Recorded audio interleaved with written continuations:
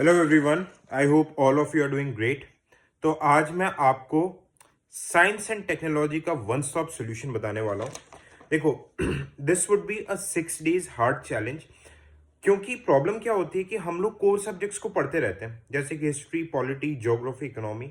But इससे आपको समझना पड़ेगा कि क्वेश्चंस जो सही होते हैं वो लिमिटेड नंबर ऑफ क्वेश्चन सही होते हैं। हम इसे पढ़ते रहते 50 to 60% क्वेश्चन सही होते हैं। पॉलिटी में मे बी थोड़े ज़्यादा हो जाते हैं, बट साइंस एंड टेक और एनवायरनमेंट ऐसे सब्जेक्ट से डाटा मोस्ट इग्नोर्ड। ठीक है, specially science and take.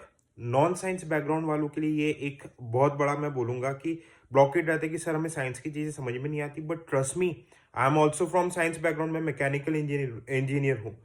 Science background वालों के लिए भी इतनी ही प्रॉब्लम होती है, बशर्ते कि अगर आपको सही टेक्निक पता हो तो आप science and technology is just a cake walk and it's your ticket for mains examination.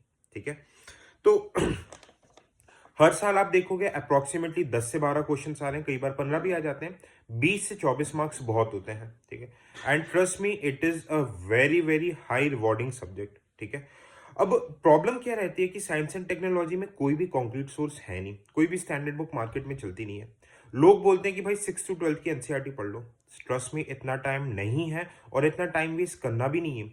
6 to 12 यार एनसीईआरटी आपके एग्जाम के लिए रेलेवेंट है, बट बहुत कम पार्ट रेलेवेंट है। ठीक है, सो इतना टाइम आपको अपन को इस पे वेस्ट करना नहीं है।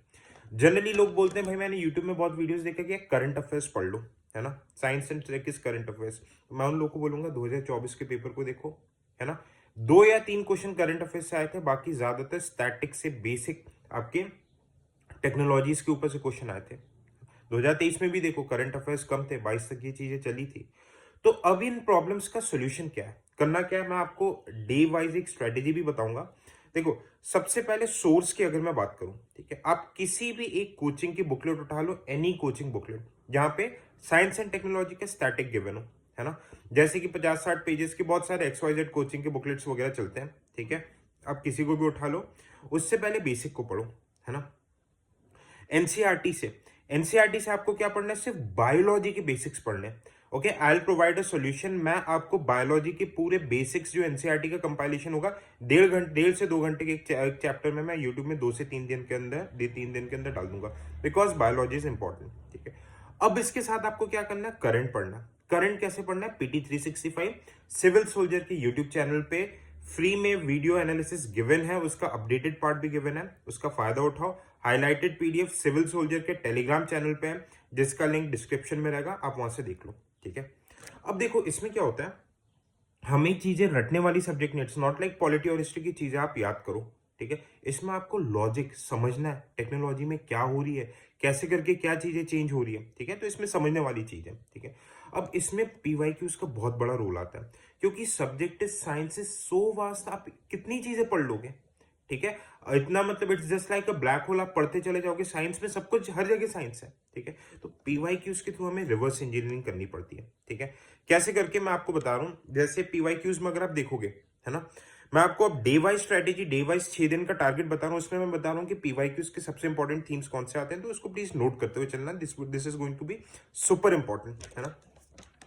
फर्स्ट डे आपको basics of biology, health, vaccine पढ़ना है। हेल्थ के रिलेटेड जैसे कि बेसिक्स ऑफ बायोलॉजी, सेल का स्ट्रक्चर, ठीक है, प्लांट सेल और एनिमल सेल में क्या डिफरेंस रहता है। ठीक है, बेसिक एमीबा, बैक्टीरिया, इन सब के क्या रूल्स रहते हैं। ठीक है, फर्न्स जो छोटे मोटे प्लांट्स होते हैं, जो बायोलॉजी के आखिरी के 12th क्लास के बायोलॉजी के आखिरी के जो 4 चैप्टर्स हैं, है ना, जहां से ये चीज अपन पढ़ते हैं। ठीक है, इसका मैं आपको वीडियो दे दूंगा। ओके, विद इन 1-2 दिन ही मैं आपको वीडियो दे दूंगा, कोई टेंशन वाली बात नहीं, 3-4 दिन के अंदर दे दूंगा। If you guys are interested in the comment section, अब मैं कमेंट्स पढ़ूंगा, मुझे समझ में आ जाएगा। ठीक है, फिर जैसे ये पढ़ोगे, इसी के साथ साथ आपको हेल्थ पढ़ना है। अभी करंट नहीं पढ़ना है, करंट कब पढ़ना है मैं बताऊंगा। ठीक है, हेल्थ पढ़ोगे।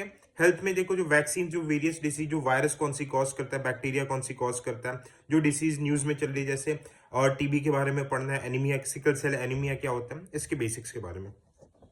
फिर इससे रिलेटेड PYQs लगाना। आप देखो, आपने जो पढ़ा उससे आपको PYQs बन रहे कि नहीं बन रहे। ठीक है, फिर सेकंड डे आप लोग को biotechnology, 40 to 50% question science and tech के बायोटेक्नोलॉजी से आते हैं। CRISPR Cas nine technology, BT cotton वगैरह हो गया, एग्रीकल्चर में जो एप्लीकेशंस हो गए। ठीक है, triple parent baby, mitochondrial replacement therapy, इन सब के ऊपर बेसिक्स में घूमता रहता है। ठीक है, इसको एक दिन लो और इससे रिलेटेड PYQs को सॉल्व करो।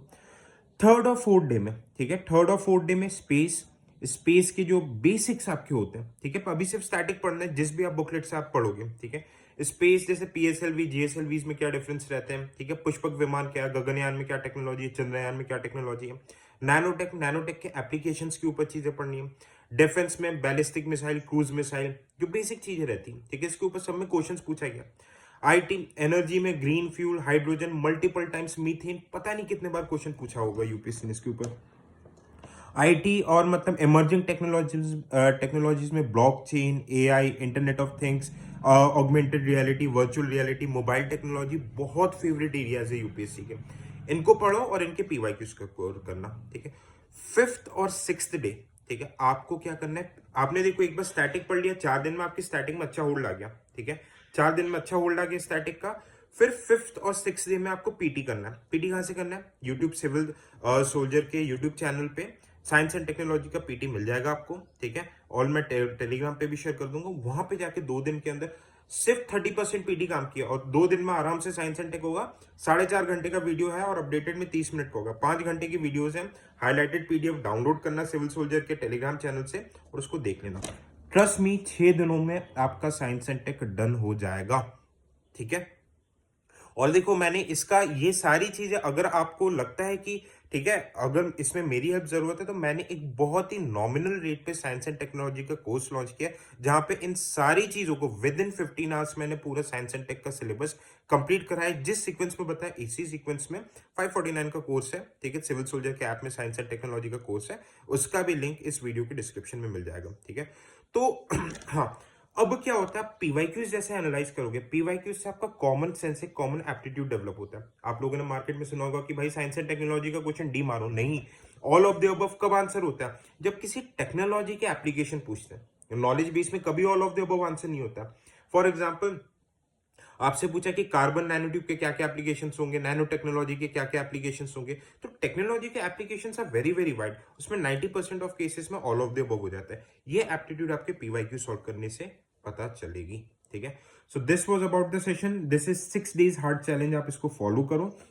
इट्स अप टू यू, आप खुद से करना चाहो या मेरी हेल्प लेना चाहो, ठीक है, बट हाँ इसको फॉलो करो, it would be very very useful. Thank you so much, bye bye, take care and जय हिंद।